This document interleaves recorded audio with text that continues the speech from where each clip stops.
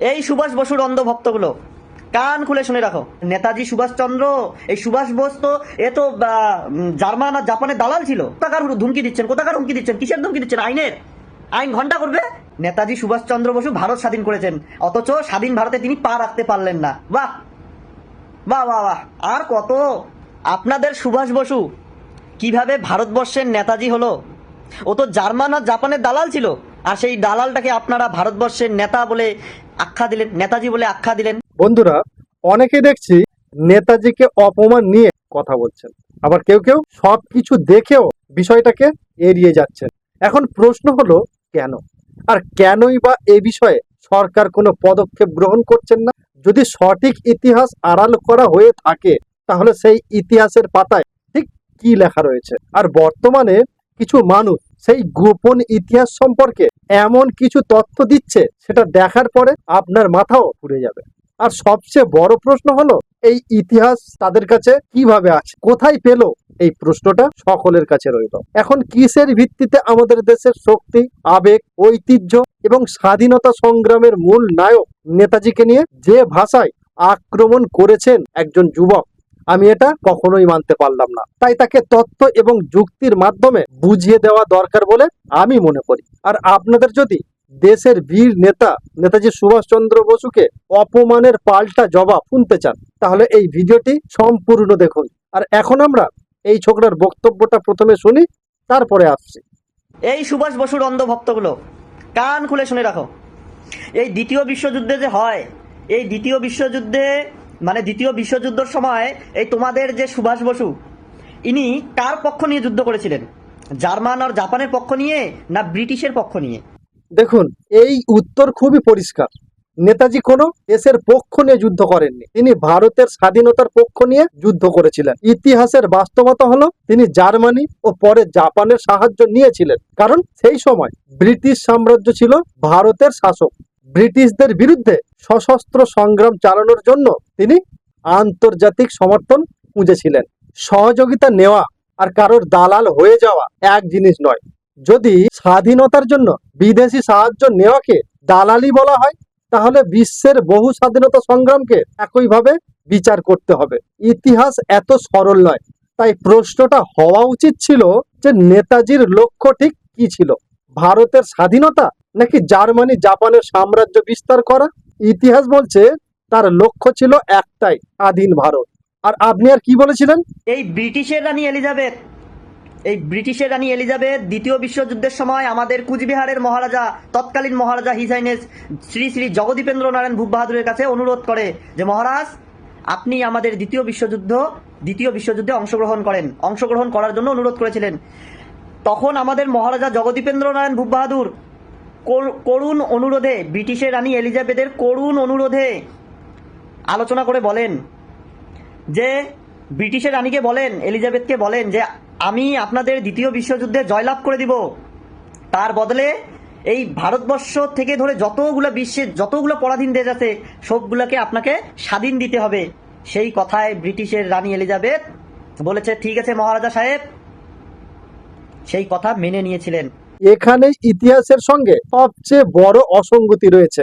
কারণ দেখুন, দ্বিতীয় বিশ্বযুদ্ধ হয়েছিল 1939 থেকে 1945 সালের মধ্যে, কিন্তু রানী এলিজাবেথ দ্বিতীয় ব্রিটিশ সিংহাসনে বসেন 1952 সালে, অর্থাৎ যুদ্ধ শেষ হওয়ার 7 বছর পরে।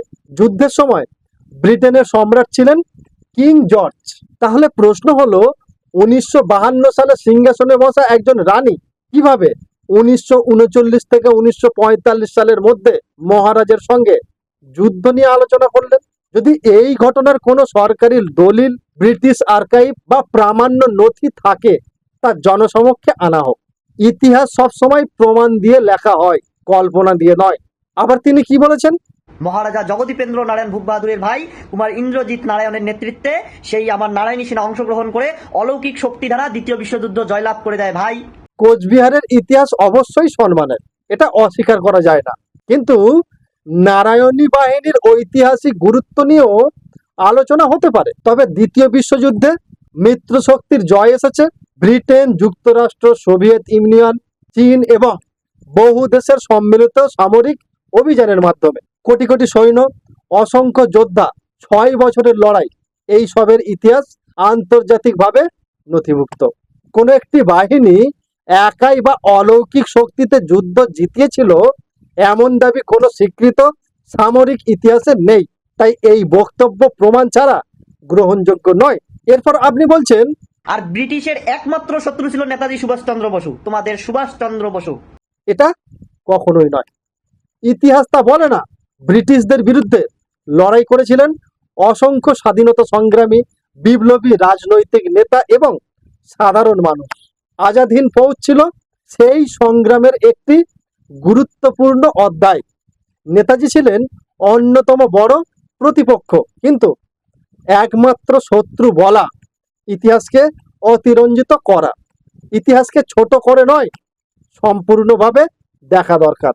তারপর বললেন যেমন করে জাপানের প্রধানমন্ত্রী হিদেকি তোজোকে ফাঁসি দেওয়া হয়, এই সুভাষচন্দ্র যদি বেঁচে থাকতো তাকেও ফাঁসি দিত। আমি মনে করি এটি সম্পূর্ণ আপনি অনুমান করে বলেছেন। ইতিহাসে এমন কোনো বিচার হয়নি, কোনো আদালত এমন কোনো রায় দেয়নি, কোনো সরকারি নথিও নেই। তাই হয়তো শব্দটি ইতিহাস নয়, ব্যক্তিগত কল্পনা হতে পারে। কল্পনাকে ইতিহাস হিসেবে শেখানো যায় না। আবার কি বলছেন আপনি? এই ছাগলামি না, যেগুলো ইতিহাস পড়ানো হয়েছে এগুলো তো মৌখিক ইতিহাস, মুখে মুখে, লিখিত ইতিহাস তো নয়। হ্যাঁ, এই লিখিত ইতিহাসটাকে ঢাকে রেখে কিছু কিছু রাজনৈতিক দল তার ব্যক্তিগত মানে স্বার্থ, ক্ষমতা ধরে রাখার জন্য যে ভুল ইতিহাস জনগণের সামনে যে তুলে ধরেছেন, আর এখন সেটা চলবে না। এখানেও একটি বড় প্রশ্ন আছে। ইতিহাস কেবল মুখে মুখে প্রচারিত গল্প নয়। ইতিহাস গড়ে ওঠে সরকারি নথি, সামরিক রেকর্ড, চিঠিপত্র, আদালতের নথি, গবেষণা আর্কাইভ এবং বহু গবেষকের কাগজের উপর। যদি কেউ বলেন এতদিন যা পড়ানো হয়েছে সব ভুল, তাহলে সেই দাবির পক্ষে সমান শক্তিশালী প্রমাণও তাকেই দিতে হবে। নতুন তথ্য অবশ্যই আসতে পারে, কিন্তু তা প্রমাণের ভিত্তিতে আসতে হবে, শুধু বক্তৃতার ভিত্তিতে নয়।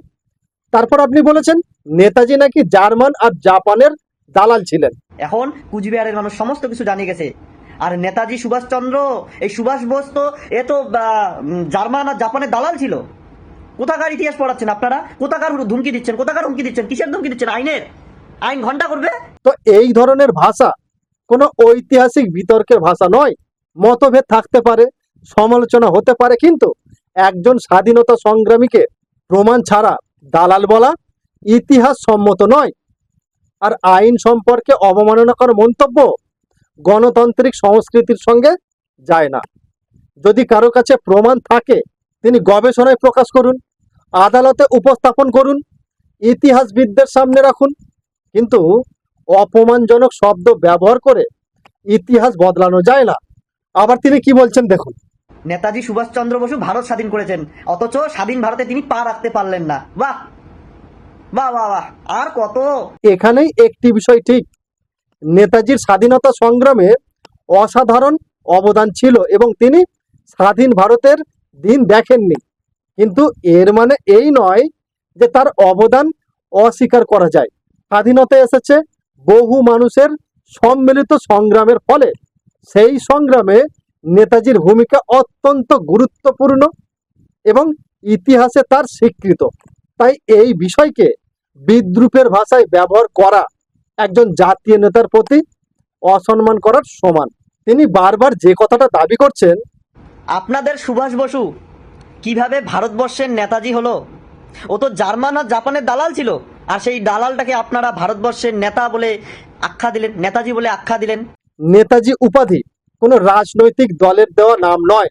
এই উপাধি তার নেতৃত্ব, ত্যাগ, সংগঠন গড়ার ক্ষমতা এবং আজাদ হিন্দ ফৌজের সৈনিকদের কাছে তার গ্রহণযোগ্যতা থেকেই জনপ্রিয় হয়। লক্ষ লক্ষ ভারতীয় তাকে সেই সম্মান দিয়েছেন। কারো রাজনৈতিক মত আলাদা হতে পারে, কিন্তু সেই ঐতিহাসিক সম্মানকে অপমান করে মুছে ফেলা যায় না। এরপর আবার কি বলছেন? এর জন্য মনে রাখবেন, আপনারা যত গুতবেন না তত আসলটা, অরিজিনালটা ফুটে উঠবে, প্রকাশিত হবে। কারণ সত্য যতই ঢাপা দিয়ে রাখুন, সত্য কোনোদিনও বিলুপ্ত করা যায় না। যে সত্যকে চাপা দিয়ে রাখা যায় না, যতই গোপন করা হোক সত্য একদিন বেরিয়ে আসবেই। তো এই কথাটার সঙ্গে আমার একমত। সত্য কখনো চাপা থাকে না, কিন্তু সত্য প্রতিষ্ঠার একটাই পথ, প্রমাণ। যদি সত্যিই নতুন কোনো ইতিহাস থাকে, তাহলে তার নথি, দলিল, আর্কাইভ, গবেষণা এবং নিরপেক্ষ যাচাই সামনে আসুক। কারণ ইতিহাস আবেগ দিয়ে নয়, প্রমাণ দিয়ে লেখা হয়।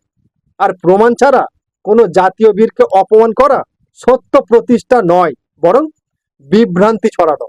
আজ আমাদের দায়িত্ব কোনো ব্যক্তিকে ঘৃণা করা নয়, ইতিহাসকে সম্মান করা। নেতাজি সুভাষচন্দ্র বসুর সিদ্ধান্ত নিয়ে গবেষণা হতেই পারে, সমালোচনা হতেই পারে, কিন্তু তাকে দালাল বলে অপমান করা, প্রমাণহীন গল্পকে ইতিহাস বলে প্রচার করা এবং জাতীয় বীরের মর্যাদাকে প্রশ্নবিদ্ধ করা কোনোভাবেই গ্রহণযোগ্য নয়। তাই তথ্য দিয়ে উত্তর দিন, প্রমাণ দিয়ে বিতর্ক করুন, কিন্তু ইতিহাসকে বিকৃত হতে দেব না। আর যদি ভিডিওটি আপনি দেখেই থাকেন, তাহলে এই কথাগুলোর খণ্ডন করে যাবেন। এবং আপনারা ঠিক এ বিষয়ে কি বলবেন, সেটা অবশ্যই আপনাদের গুরুত্বপূর্ণ মতামত ভিডিওর কমেন্ট বক্সে জানাতে ভুলবেন না। এবং পারলে ভিডিওটি বেশি বেশি করে শেয়ার করুন, যাতে প্রত্যেকটি মানুষ এই ভিডিওটি দেখতে পারে। এবং দেখা হচ্ছে পরবর্তী কোনো নতুন ভিডিওতে। ততক্ষণ আপনারা ভালো থাকবেন, সুস্থ থাকবেন এবং নমস্কার।